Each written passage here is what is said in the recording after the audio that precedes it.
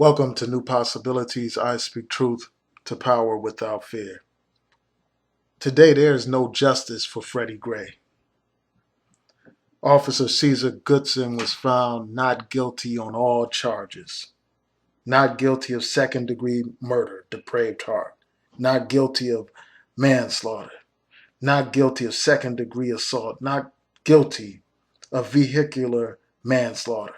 Not guilty of reckless endangerment, not guilty of misconduct in office.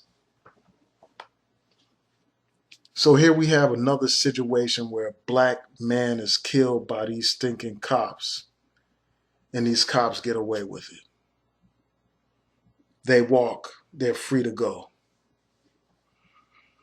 And now they're talking about a possibility of there not even being charges pursued or prosecuted against those other three officers. Because this case right here was the most important of the cases. In this case right here, this Goodson case, the most serious charges were present. The charge of second-degree murder. So there's a question about whether or not they will proceed with these other trials. We need to stay on our post. We need to remain vigilant. We need to demand that those charges be prosecuted. We need to support Marilyn Mosby in this effort and encourage her to press ahead despite all the criticism, despite all the haters. I respect this sister for having the courage to do what very few prosecutors had the courage to do, and that's to bring charges against these police officers. I read the opinion in this case, and it looked like all you had was a bunch of excuse making for this cop.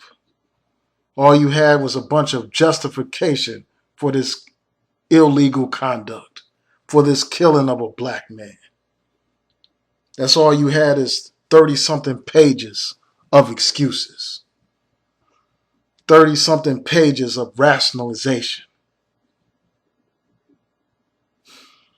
This is an outrage. This brother didn't break his own neck. If you were to believe the police, you would think that this brother broke his own neck believing those police. The police are not to be trusted as an institution. So this judge made all these excuses. This black judge. And that just brings me to another point. Somebody had the audacity to ask me, why don't I call the judge a brother? Why don't I call Officer Caesar Goodson a brother? Why don't I call them brothers? I'm not in the habit of calling traitors brothers. I'm not in the habit of calling the overseer brother. I'm not in the habit of calling the Uncle Tom House Negro judge a brother. These people play the role of the modern day overseers. These people are nothing but tools of oppression against their own people.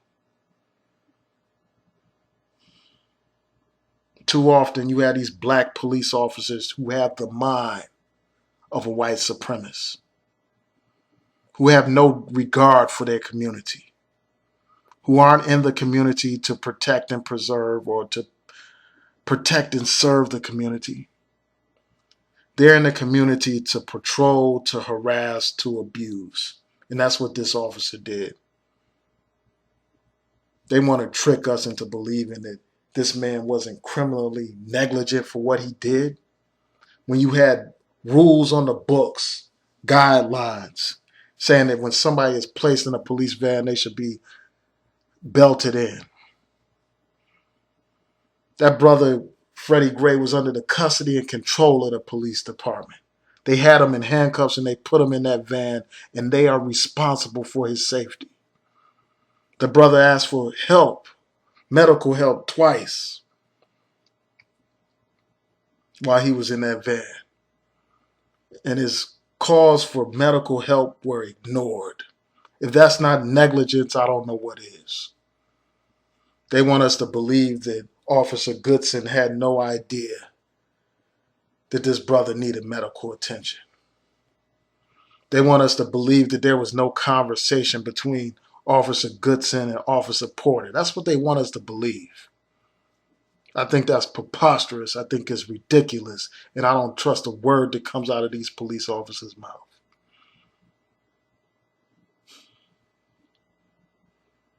That brother asked for medical help and he was ignored. He was ignored. And because they ignored his cries for help, because they failed to belt him in, that brother lost his life. His neck bone was shattered. One of the medical examiners, if I'm not mistaken, said that his neck felt like a bag of rocks. That's how messed up and shattered his backbone, his neck was. The brother was lying in his own feces because of the injuries that he sustained. He was in a coma for a week and then he passed away. And they want us to think that this is acceptable. They want us to actually think that this is justice. This is an outrage. It's outrageous that you have black police officers who don't give a damn about black lives. They look at black people as animals in a zoo that they're in charge of supervising. That's how they look at their own people, because they suffer from that double consciousness that Du Bois talked about, where they view themselves and their people through the eyes of their enemy, through the eyes of the white man. That's what's happened. And you had these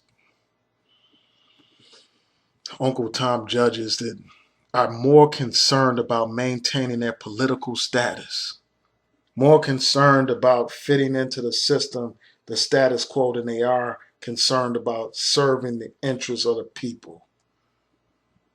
All of these people are part of the same machinery, this machine of oppression, this messed up criminal justice system that is a tool used to hold black people down.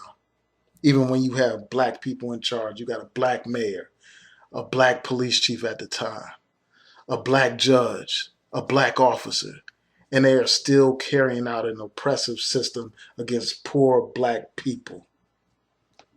It's a disgrace. I can't call somebody a brother who would allow that to happen to another brother, who would allow a brother to be in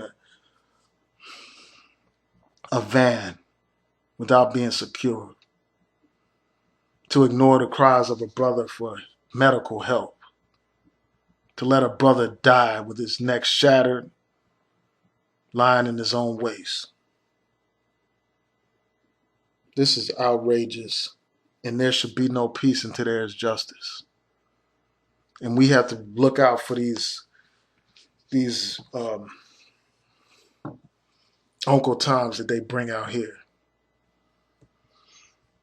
These house Negroes that want to calm you down. They bring out these old preachers. They want to preach you into pacification, talk you down so you're not outraged anymore, give you a false sense of hope so you don't express your rage and organize against this system. These useless politicians who are more concerned about power than they are about people. Don't listen to these people. We need to keep up the pressure and urge Attorney Marilyn Mosby to press forward. No justice, no peace. Justice for Freddie Gray.